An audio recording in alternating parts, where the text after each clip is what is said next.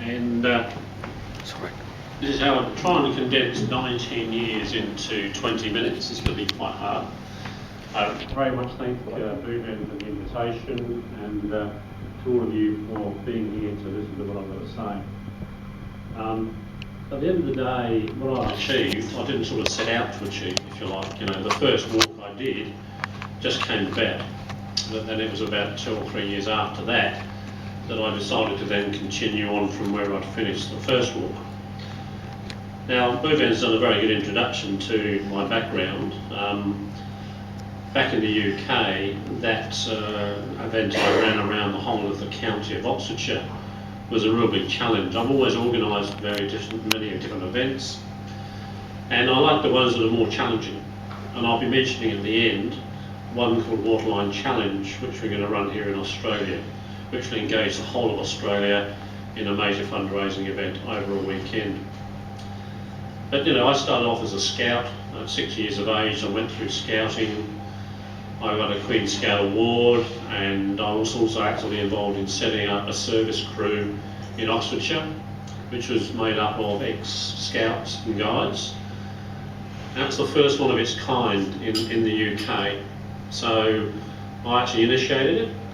I understand it's actually now the same format's being used in 17 different counties across Australia, bringing people together to provide service to scouting events.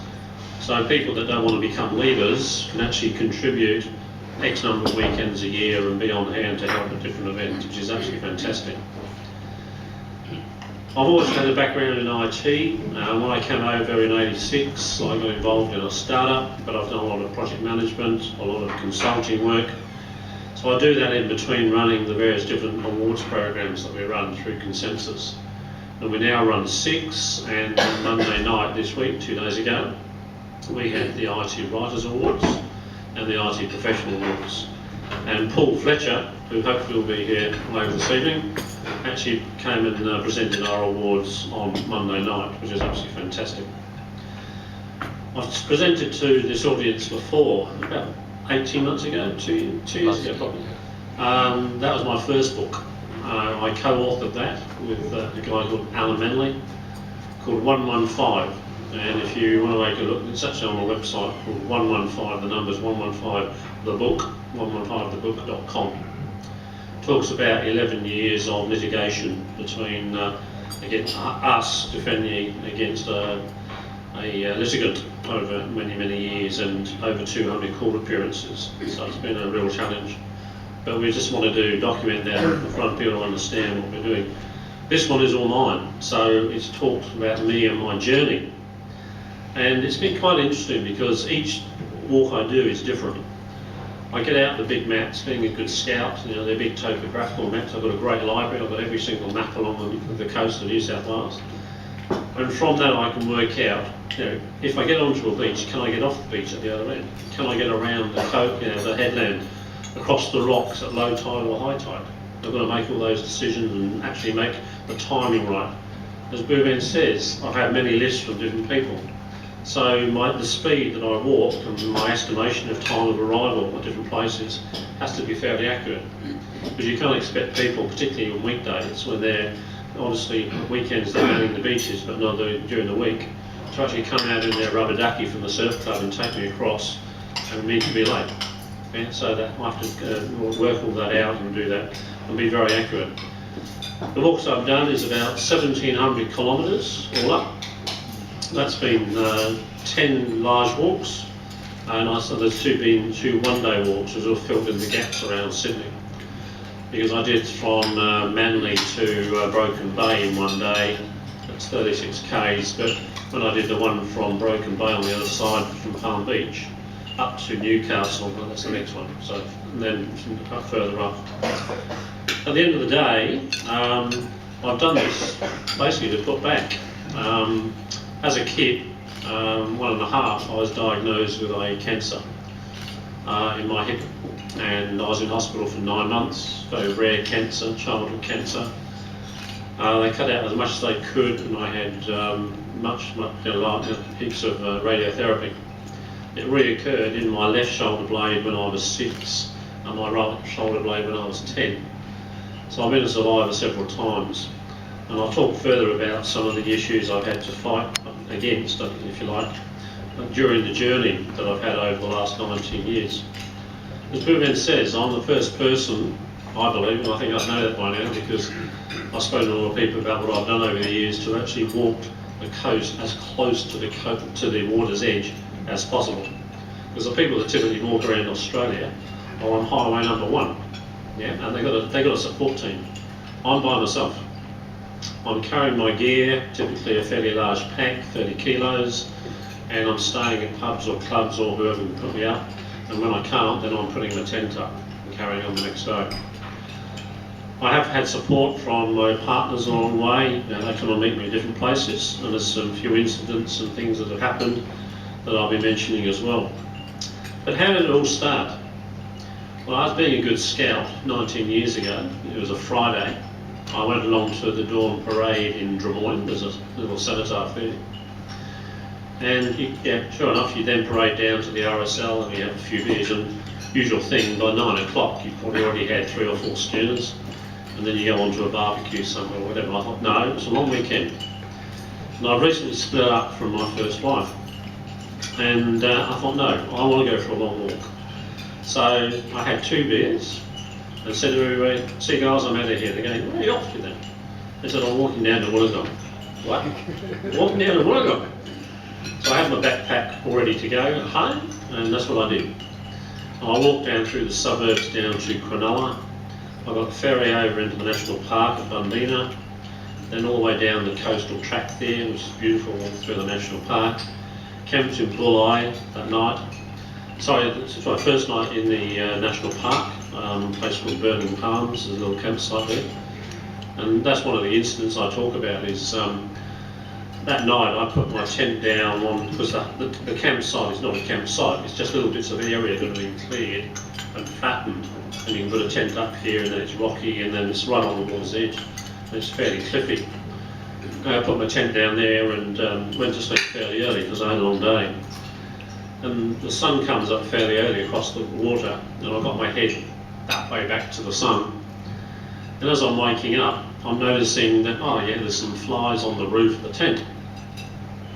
Focused a bit better, I'm thinking, no, they're not flies, they're flying ants, and they're in the tent.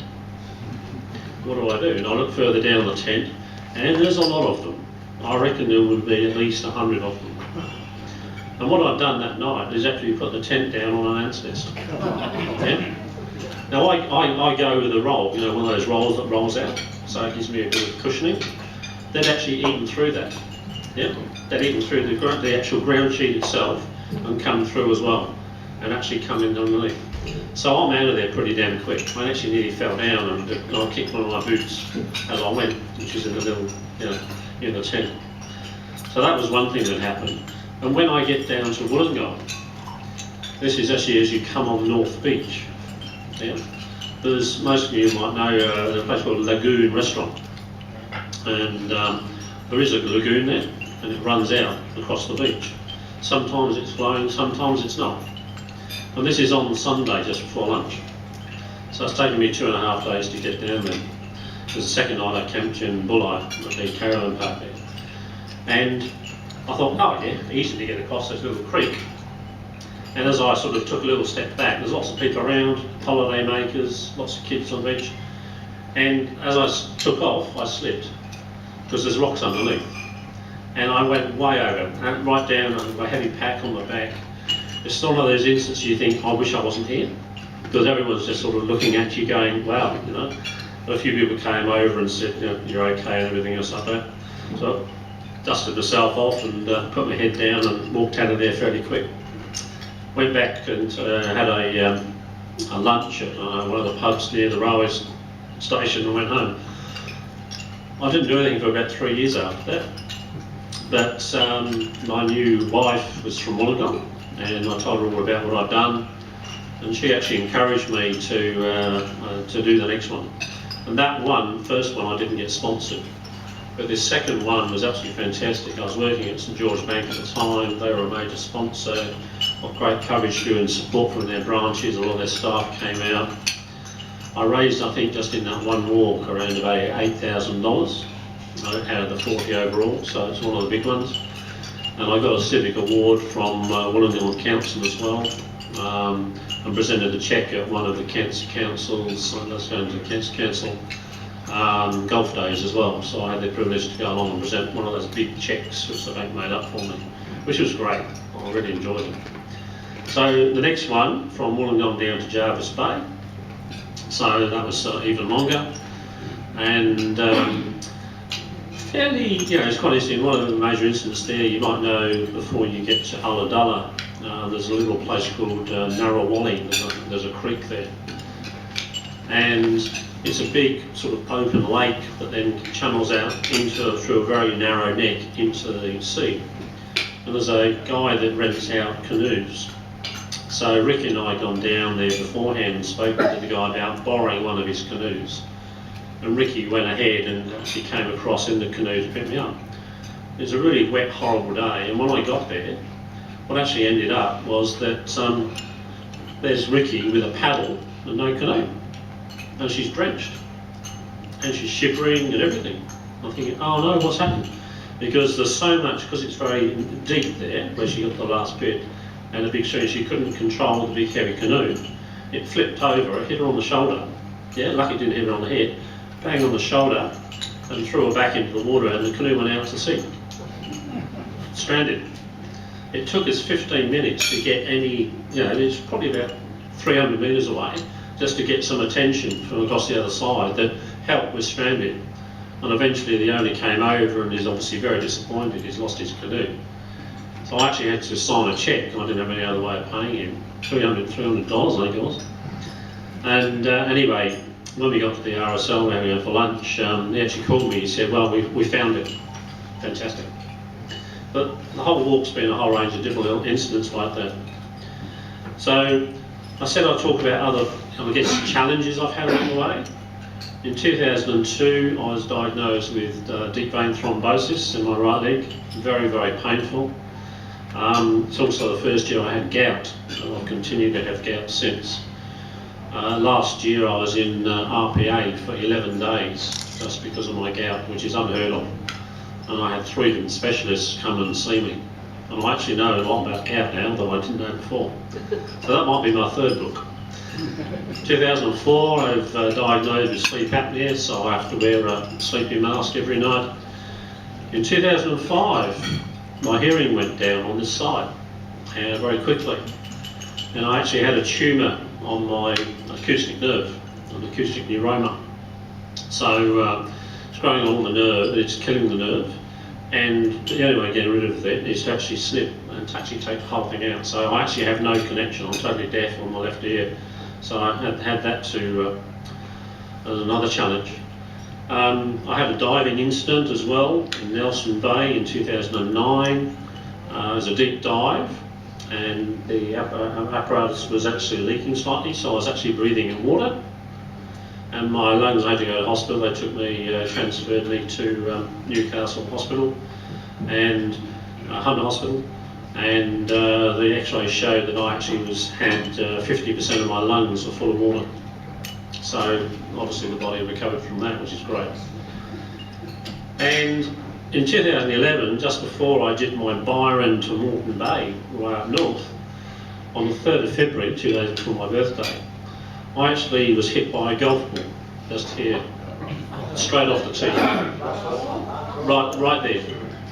So it split it right open. I was in front of the tee. Yep. Anyway, that's another story. That was actually 8 days before I started my walk from Byron to Moreton. So I've had a few challenges to do that. But now, why is it called a bob or two? Walking on a bob or two, not walking for a bob or two. I'm doing that, sure, I'm raising money. But I coined it on a bob or two, and the TWO stands for Terrific to Walk On Beaches. So who can guess what BOB stands for? Bitch of a beach. And there's been a few of them. So I'm walking on good beaches, bad beaches. And you can never tell when you get on a beach how it's going to be. It might be good one end and bad the other end. And sometimes literally every step is different, just depending on how the sand is formed, or there might have been a storm, a whole range of things. So yeah, walking on a bob or two. And just a few other little things about some of the walks. The going south coast is, I find, much more picturesque than going north. You know, you've got far more small beaches and coves. As you go north, the beaches tend to be much longer. The longest is Stockton Beach, just north of Newcastle, continuous beach, 26 kilometres. And I did that, started early and got to, it's called Anna Bay at the end of that, the northern end, to the pub for lunch, and then walked into Nelson Bay. So I think I did 43 kilometres that day, all up. But that beach itself starts off really, really bob, but it's very shady, and it gets better all the way. And with all the walks I've done, I get a fair bit of publicity, and halfway along I met some guys coming the other way, and they said, "Oh, you must be Julian, we heard all about you. When we heard you were doing it, we thought we'd come the other way and say hi." So a lot of people have come out of the woodwork. On the southern side in Tathra, just south of there, is the worst bob of the beach, just before Tura Head. And I started off early. I was on radio at 6 o'clock, did a connection, and so everybody knew I was doing this. And I get on this beach, which is about 2.5 kilometres long. I say, on a good beach I can probably do 7 or 8 k's an hour, but this slowed me down. It took me 15 minutes to do 2.5 k's. It was just so soggy. And there were people at the end of the beach, and with about probably half a kilometre to go, they're going, "Hi Julian, yeah, hi, how are you?" And they'd gone down there because they heard me on radio, and they knew that this was going to be a real struggle for me. It was a real hot day. I'd already got through heaps of water. And when I got there, it was fantastic. They were exercising their 2 dogs. I just sat down panting and had some water. And they said, "Yeah, we come down to see you, whatever, well done." And he said, "You probably got through a fair bit of water, haven't you? Well, I'll walk up with you to our place because it's close to where you go down to the next beach. And I'll put water in the fridge for you." Oh, fantastic, unbelievable. So I walked up with him, he left his wife down there with the dogs, and when I went in the kitchen he said, "Help yourself." So poured the jugs, and he's disappeared. I thought, well, where's he gone? And anyway, as I'm just about packed up, he comes in and he says, "Here's a cheque for $200. Unbelievable. So these are instances of people coming out of the woodwork and helping you. It's just been fantastic. And that morning, I had a lift just before lunchtime with the surf club at Pambula, and I'm already running about an hour late, so had to phone ahead because they're coming out from their offices. It's a weekday to actually come and put the boat in the water and take me across. When I was doing the bit down to Bateman's Bay, I was sporting a lodge called Fiona Lodge, which is now part of the Ronald McDonald Houses. It's set up by a local committee. And it was great because I was a catalyst on the radio that was actually creating the awareness of that campaign. And a lot of people came out and supported it. Like Bermagui Golf Club put on that following year a pro celebrity golf tournament just on the back of that, which has been run every single year since as well, which has been great. Going north, just talk about when I got to Yamba. I did Coffs Harbour to Yamba in 6 days, 210 kilometres. It was 3 days followed by a day's rest in Yamba. And I was working on a big project and I really didn't have time to plan everything. And when I got to Yamba, I knew, I had a day's rest there. I was being put up by a local hotel called the Seaview Hotel. So I knew that probably in that day I'd be able to go down to the marina and find somebody to take me across the river, the Clarence River there, to Iluka on the other side. And I come off the last beach, and it's about a kilometre walk along the road. I'm hot, I'm very sweaty, and there's a bus stop on the other side of the road. A bit of shade. I took my backpack off, took the water out, I'm like, okay, have a bit of a swig. And as I'm doing this, a tradie van stops. "Hey mate, do you want a lift?"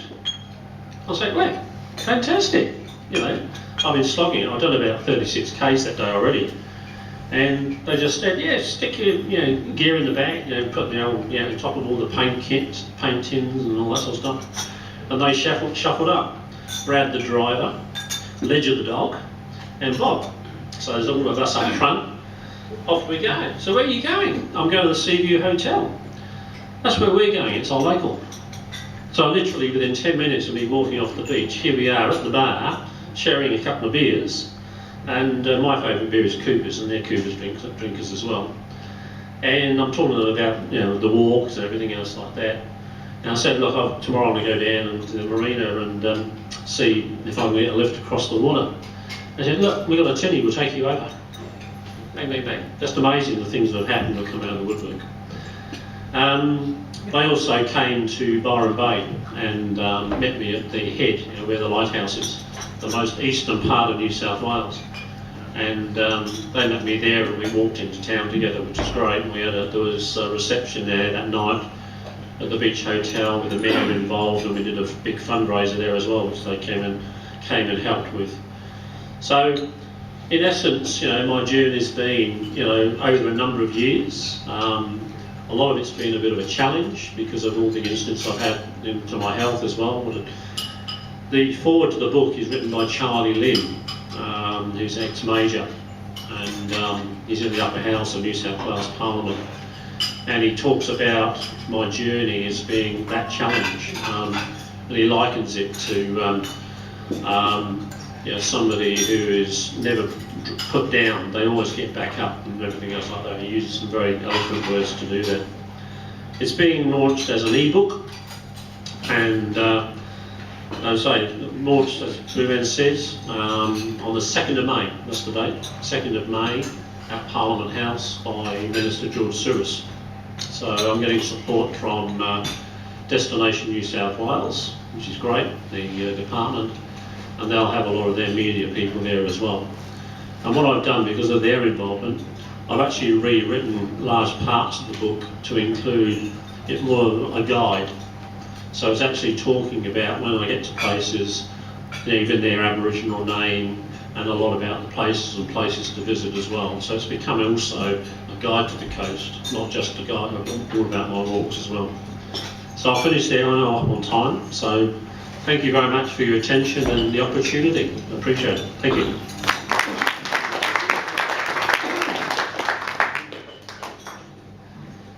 Julian, you don't stop surprising me, because I've known you for the last 15 years and I had absolutely no clue what you have been up to on the beaches of New South Wales. Fellows and guests, we have enough time for questions. Yes, Brad. Julian, you've a computer background, which probably explains the e-book. I would have thought there's a lot of interest from, you know, councils and tourist boards for this kind of, you know, personalised stuff about their coastlines. Are you trying to do anything in terms of publishing hard copy? Yeah, very good question. I've actually approached 2 publishers recently, and there is obviously a cost associated with it. I still don't have sponsors on mine. It's something I'm addressing the next couple of weeks. I know that everything's got to be finalised about 2 weeks before the launch and actually go to press, if that's what we're doing, but I am looking for sponsors. And of course it would be people that have connections with firms that are to do with outdoor walking or tourism or whatever. Because it's actually been listed, the ISBN, you actually, when you apply, it's listed under leisure and recreation. So I'll be in that section of the bookshop. Yeah, but good question, thank you. So how much of money are you going to be seeking from your potential sponsors? I need a total of $8,000. Well, it could be 2 sponsors or 4. That's the sort of ballpark. Yeah. Yes. Julian, gout's hardly a problem that you could walk on. So how do you cope with that? And also, what's your cure for gout? Yeah. The challenge of each walk is different. Yeah, some non-beaches and overhead lands is easy, but in certain national parks, when you're remote, you've got to do actually, I speak to local rangers and local council about, you know, the creeks that I've got to get across and some of the small rivers, etc. And those, they don't, you know, there's no surf clubs around or anybody available to take you over. I did have one which is in the Kyoto National Park before Batemans Bay, where local council guy I was talking to said, oh, I know somebody who can probably take you over. And what it was he said, I know a guy's got a two-seater kayak, and this guy phoned me back within 5 minutes and said, yeah, not a problem, I'll come down, there's a four-wheel drive track down there, and I'll take you over in my kayak. But I've actually swum, I think in total, about 8 creeks or small rivers. And my backpack is designed, it floats, you know, it's fully waterproof. So I just strip off and I actually push the pack in front of me. There's quite easy. One in Sand and River, I actually had a huge audience. Coming from the south, there's no access, it's just a track that goes nowhere. And there's around about a 100-foot drop down a sand cliff. So they're watching me on the other side with my big heavy pack, lowering it down. Because I always carry extra gear, I've got several ropes just in case and things like that. And then I've actually got to get down myself as well. And they're all watching this over the other side. So it's actually quite, and they're thinking, well, now what's he going to do? So then I'm literally just stripped down to my shorts, put my boots in the top of the pack into another, I always have a spare waterproof bag in the top as well to stick those boots in as well. And then they watch me actually go into the water and push over. And to actually do it, because the tide's going out, I actually had to walk about 200 metres upstream so that I could actually hit the other bank on the other side at the right time. And they all came over and said, well done, and all that. What are you doing? Why are you doing this? Right. Did you cure for gout? Sorry, the cure for gout? Yes. There is no cure for gout. I've tried everything. Unbelievable. It's the thing is, everybody's metabolism is different. Yeah. So I've had many discussions with other gout sufferers, and we all say the same thing, that you know, different things affect different people. Chocolate takes me straight up there. If I had a little bit of chocolate, I'm right off. You know, I get gout the following morning, so keep away clear of it. Red wine doesn't affect me, but it affects a lot of other people. Having red meat doesn't affect me, but it affects other people, etc., etc. But the most important thing came of me going into hospital 11 days. That third specialist that came and saw me said, what am I going to do? He said, sorry, we're going to take more blood. They'd already taken about 4. He said, I'm actually going to put it under the microscope, because I reckon what's happened, if you have gout for many years, the actual uric acid crystals don't actually leave your body. They're actually in suspension in your blood. It's like if you're in chemical test in laboratory, you know, crystals grow if they see an opportunity. And then they're literally just floating around in your blood. And when you get an occurrence, they actually all then attach to it. So when you have had gout for many years, what happens is it's far more acute, and it also takes much longer to come down as well. And he showed me the results, and sure enough, there's heaps of little crystals around. So we're looking forward to a few Easter eggs. Absolutely not. I even don't go into the chocolate shops just in case the smell's going to hit me. So you're not taking the Xylitol? No, in fact, I react to that. I have an allergy against So it. have you had a urinary iodine test? Yeah, I've had all the different tests. You should talk to him. He's the Yeah, okay. best compounding pharmacist. Okay, we'll talk. Yeah. Top compound. But I take prednisone to knock it on the head fairly quickly. Yeah, when I get it. So that's, you know, cortisone effectively. And I take some heavy doses of that over about 3 days, and I've got rid of it. Yeah, rather than take a day of Xylitol, I tried a couple of times to get on, but I have a lot of allergies, and I react straight away to Disprin and any anti-inflammatories. My whole throat seizes up. So it's a little bit to do with that. I think we need Julian to come back again and talk about his various diseases. Past President David Dean. Julian, did you take any photos during all these walks? I've got heaps of photographs. And are they in your book? Yeah, there's going to be, I think it's going to be 24 in total, but yeah, photographs, yeah. 2 sections of 12, yeah. As I say, unless we get a sponsor, then no. But yeah, we'll see. Any other? No other question? Well, oh yes, Can you please. tell us about, I can't remember, it's Pretty Beach or Pebble Beach down the south coast? Pebble Beach. Whereabouts? Which one? South coast. We're going there for a weekend's walking in October. I think that's in the Kiala National Park. Yeah. Yeah. It's a lovely beach. Beautiful. It's quite pebbly, yes. Yeah. And there's a big rock shelf, rock shelf. Do you Yeah, no, it's quite accessible. Yeah, you can walk into the water, everything. Yeah. Do you walk on the rock shelf or Yeah, the I'm top? on as close as I can to the water's edge. Yeah, so yeah, if there's a track that comes off the beach 3/4 of the way along the beach, that's what I'll take to get over the headland. Yeah, I'm not to go to the end of the beach and then backtrack. Yeah, and there's been many instances like that, or you've got to cut because there is a cliff at the end.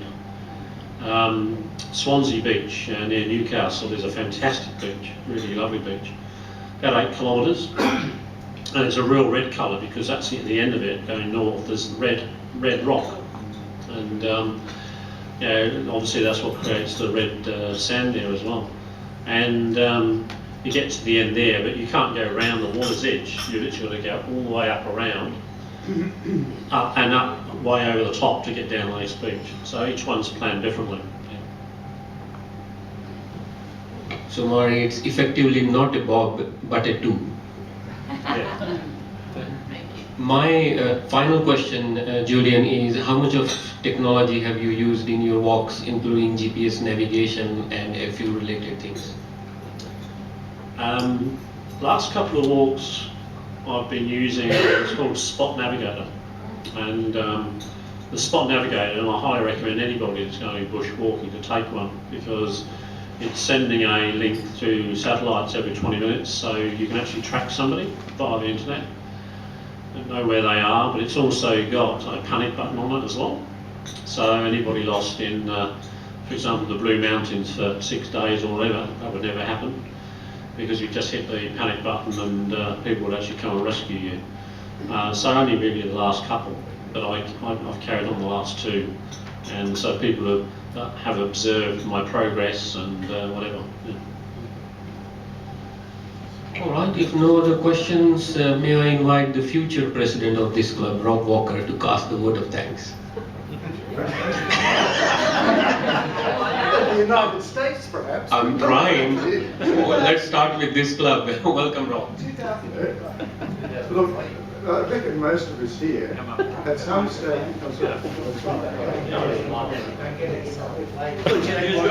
Get used to the coalition of power. President. I reckon most of us in Hello, this, President. I reckon most of us at our stage of life, in the past, would have done some distance walking, right? And then slowly, as we've grown older, we would have done sadly less and less. And these days, even Dee can catch me up and motor around the block and beat me, right? But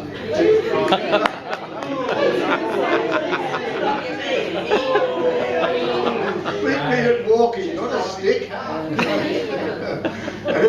any rate, this sort of thing that Julian's been on about, because I've walked the Pennine Way in England, places like that, it brings back tremendous memories to all of us that have done walking in the past. Right? So, but not only that, he's taken a passion and linked in charitable stuff to it as well. Hey, isn't that great? Right. Can I present you a certificate of appreciation from our club for coming? And on your behalf, we'll be making a donation to Rotary Foundation of Northern. Robert, look intelligent.